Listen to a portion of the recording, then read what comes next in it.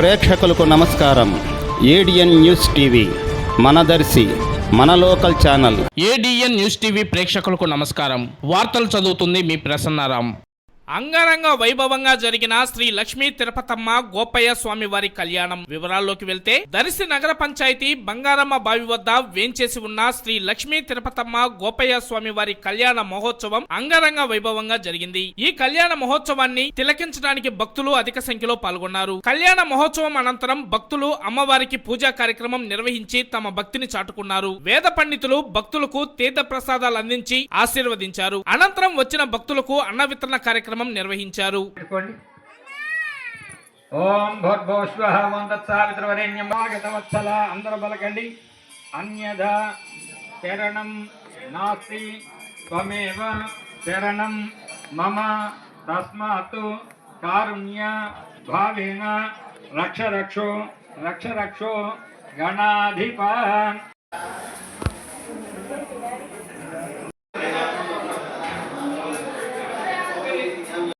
भर्गो देवस्य धीमहि यो न प्रचोदयात् इति सत्यं सत्येन वदिष्यामि। अमृतमस्तु अमृतोपस्रमस्त्रे मन्महागणाधिपतये नमः।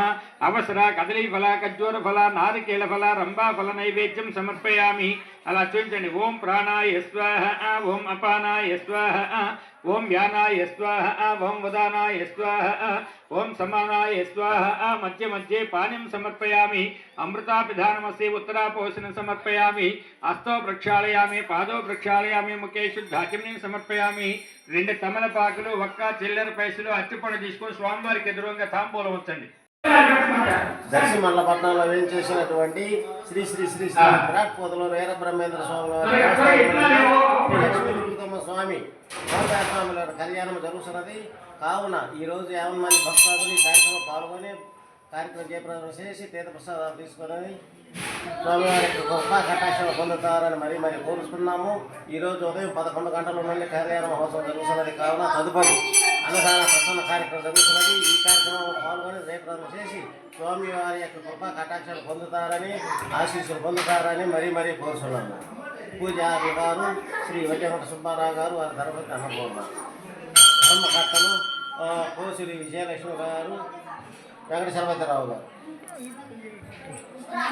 ఈరోజు కళ్యాణ వేదిక లక్ష్మీ తిరుపతి గోపయ్య స్వామి వారి కళ్యాణ మహోత్సవ కార్యక్రమం జరుగుతున్నది.